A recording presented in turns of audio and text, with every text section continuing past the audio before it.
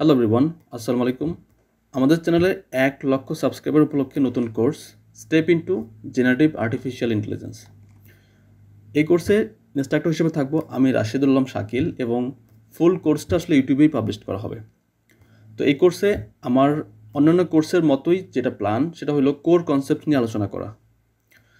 তো generative AI কী, কীভাবে কাজ করে, এর ব্যাকএন্ডে কী কী টেকনোলজি আছে সেগুলো নিয়ে আমি আলোচনা করব এবং কী কী ধরনের প্রিটেইন মডেল আছে সেগুলো আমি দেখাবো এবং কী কী ধরনের ফ্রেমওয়ার্ক আছে সেই ফ্রেমওয়ার্ক দিয়ে কীভাবে আপনি অ্যাজেন্টিক এআই বেসড অ্যাপ্লিকেশন তৈরি করতে পারবেন সেগুলো নিয়ে আমি কথা বলবো। যেহেতু এটা প্রথম ভিডিও, এই ভিডিওতে কথা বলবো জেনারেটিভ এআই কী, কীভাবে কাজ করে এবং এর ওয়ার্ক ফ্লোটা কী। তো আমি যদি শর্টকাটে বলি, জেনারেটিভ এআই হইতেছে এমন একটা সিস্টেম যেটা মূলত নতুন ডেটা জেনারেট করতে পারে। নতুন ডেটা যে কোনো কিছু হইতে পারে, এটা হইতে পারে টেক্সট, হইতে পারে ইমেজ, মিউজিক, ভিডিও, অডিও অথবা অন্য কিছু। জেনারেটিভ এআই একটা স্পেসিফিক গোলের উপর বেচ করে আমরা তৈরি করি। তো আমাদের যদি গোল থাকে, প্রম্পট হিসেবে টেক্সট লিখব, জেনারেটিভ এআই আসলে রেসপন্স হিসেবেও আমাদের টেক্সট দিবে, সেক্ষেত্রে ব্যাপারটা একরকম। আবার আমাদের যদি টার্গেট হয়, আমরা প্রম্পট দিব টেক্সট আর আমাদের রেসপন্স আসবে হচ্ছে ইমেজ, সেক্ষেত্রে ব্যাপারটা অন্যরকম। অথবা আমাদের যদি অন্য কোনো টার্গেট থাকে সেটাও হইতে পারে বা সেটাও পসিবল। তো আমাদের টার্গেটের উপর বেচ করে আমরা ডিফারেন্ট টাইপের জেনারেটিভ এআই দেখতে পাই। জেনারেটিভ এআই মডেল আসলে স্ক্র্যাচ থেকে তৈরি করাটা অনেক কঠিন, সো দ্যাট আমরা অনেক ধরনের প্রিটেইন মডেল নিয়ে কাজ করি। সো কীভাবে এগুলো নিয়ে কাজ করতে হয় সেগুলো নিয়ে আমি আলোচনা করব।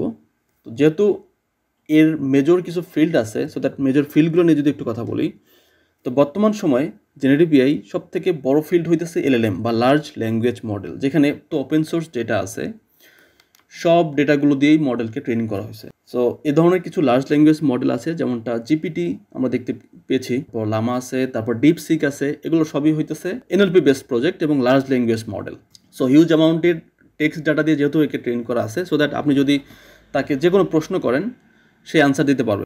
নর্মাল এআই আর জেনারেটিভ এআইয়ের মধ্যে এটাই ডিফারেন্স, বিকজ জেনারেটিভ এআই নতুন কিছু জেনারেট করতে পারে আর নর্মাল এআই আসলে এভাবে জেনারেট করতে পারতো না, সে তো কিছু একটা প্রেডিকশন করতে পারতো। তো আমাদের যদি টার্গেট হয় টেক্সট টু টেক্সট, সেক্ষেত্রে আমরা এলএলএম ইউজ করি।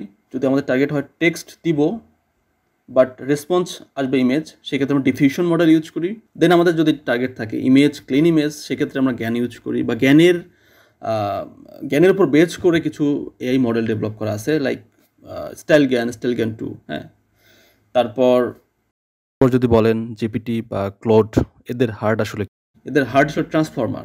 ওকে, তো ট্রান্সফর্মার যদিও ইন্ট্রোডিউস করছিল গুগল, বাট আসলে ওপেন এআই এখন ট্রান্সফর্মার বেস করে জিপিটি তৈরি করছে এবং সেটা তাদের থেকে খুব ভালো পারফরমেন্স করতেছে। সো এর ব্যাকএন্ডে আসলে কী কী ধরনের টেকনোলজি আছে সেগুলো নিয়ে আমি ডিটেলস আলোচনা করব। তো এখন মূলত আমরা কথা বলবো জেনারেটিভ এআই এর ওয়ার্ক ফ্লো নিয়ে। তো ইউজার যখন একটা প্রম্পট দিবে জেনারেটিভ এআইকে, সে আমাদের একটা রেসপন্স দিচ্ছে, এর ব্যাকএন্ডে আসলে কী কী করতেছে। শুরুতে আমরা ইনপুট দিলাম, তারপর এনকোডার, তারপর কোর মডেল ইউজ করতেছে, ডিকোডিং হচ্ছে, তারপর পোস্ট প্রিপ্রসেসিং হচ্ছে এবং ফাইনালি আমরা আউটপুট দেখতেছি। ওকে, তো এভাবে হয়তো বা বোঝাটা একটু কঠিন। আমি যদি আরেকটু সহজ করে আপনাদের বোঝাই, ধরেন ইউজার একটা প্রম্পট দিল, সেই প্রম্পটটা হইতে পারে লাইক জেনারেট এ ফিউচারিস্টিক সিটি। একটা ইমেজ আমি জেনারেট করতে বললাম, এটা একটা প্রম্পট হইতে পারে। অথবা এমন হইতে পারে যে তুমি একটা আসলে মানে কোনো একটা পোয়েম লেখো ওশেনিয়া। ওকে, তো দেখি আমরা কি ঘটে। তো এই প্রম্পটটা আমি এখানে দিছিলাম, তার রেসপন্সে এই সুন্দর একটা ইমেজ আমাকে জেনারেট করে দিছে। ওকে, এখন আমি আরেকটা প্রম্পট দিচ্ছি, দেখি কি দেয়। ও আমার জন্য একটা পোয়েম লিখতেছে। ওকে, ইভেন এটা আমি বলবো যে কোনো মানুষের থেকে অনেক বেটার। ওকে, সো ও আসলে কীভাবে এই কাজগুলো করতেছে এটা আমরা একটু বোঝার চেষ্টা করি। সবার শুরুতে যখন আপনি জেনারেটিভ এআইকে একটা প্রম্পট দিলেন, সেই প্রম্পটটা সে কী করতেছে, ইনপুট এনকোডারের মাধ্যমে সে এনকোড করতেছে। এনকোড মিনস লাইক প্রতিটা ওয়ার্ডকে সে ভেক্টরে রিপ্রেজেন্ট করতেছে। কারণ আমরা টেক্সট দিই, এটা আমরা হিউম্যান বুঝি, বাট মেশিন আসলে টেক্সট বুঝে না। ও কি বুঝে, সে আসলে বুঝে নাম্বার। ওকে, সো দ্যাট এটা ভেক্টরে রিপ্রেজেন্ট করা আসলে ইম্পর্ট্যান্ট, যাতে করে মেশিন বুঝে এটা। নেক্সটে কী হচ্ছে, নেক্সটে আমরা এই যে আমাদের প্রম্পট বা আমরা যেটা চাচ্ছি সেটা তাকে পাঠাইছি ভেক্টরের মাধ্যমে বা ইনপুট ভেক্টরের মতো। তো এই ডাটাটা সে কী করতেছে, কোনো একটা কোর মডেল ইউজ করতেছে। ওকে, তো দেখেন এর ভিতরে কিন্তু আরও অনেক কিছু হয়েছে, আমি এগুলো নিয়ে পরবর্তীতে কথা বলবো যে কীভাবে সে আসলে ইউজারের প্রম্পট বোঝার উপর বেচ করে সে কীভাবে রেসপন্স করে, হ্যাঁ। তো রিজনিংয়ের কনসেপ্টগুলো আসবে, তারপর এখানে চেইন অফ থট আসবে, অনেক কিছু আসবে, আমরা এগুলো পরবর্তীতে গিয়ে আলোচনা করব। ওকে, তো জাস্ট এখন এতটুকু বুঝেন যে আপনি কি ইনপুট দিচ্ছেন, সেই ইনপুটটা আসলে সে ভেক্টরে কনভার্ট করছে, তারপরে এখন সে কি করতেছে, এখন সে এখান থেকে কোনো একটা কোর মডেল ইউজ করতেছে। সো কোর মডেল যে কোনো কিছু হইতে পারে, এটা হইতে পারে ট্রান্সফর্মার আর্কিটেকচার, হইতে পারে ডিফিউশন, হইতে পারে জ্ঞান, অথবা অন্য কিছু। ওকে, তো কোর আর্কিটেকচার আমরা কেন বলতেছি, দেখেন কোর আর্কিটেকচার আমরা এই জন্য বলতেছি বিকজ এটি আসলে মেইন আর্কিটেকচার। যখন আপনি বলতেছেন যে তুমি একটা ইমেজ জেনারেট করো, বা সে আসলে বুঝবে যে আমাকে ইমেজ জেনারেটরের কথা বলতেছে, সে ডিফিউশন মডেল ইউজ করবে।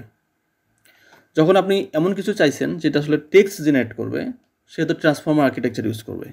ওকে, তো আমি একটু আগে চ্যাটজিপিটিতে যে প্রম্পট দিয়েছিলাম, সে প্রম্পটের উপর বেস করে সে একটা ইমেজ জেনারেট করছিল, সেই ইমেজটা কিন্তু সে ডালি 2 ইউজ করে করছে। তো ডালি 2 হচ্ছে আপনি বলতে পারেন খুবই পাওয়ারফুল একটা জেন এআই মডেল, যেটা মূলত ডেভেলপ করছে ওপেন এআই, এবং ব্যাকএন্ডে ডালি 2 এর ব্যাকএন্ডে আসলে ডিফিউশন মডেল ইউজ করা হয়েছে। ওকে, তো ডিফিউশন মডেল কীভাবে কাজ করে, ট্রান্সফর্মার কেমনে কাজ করে, এটা নিয়ে আমি আলোচনা করব।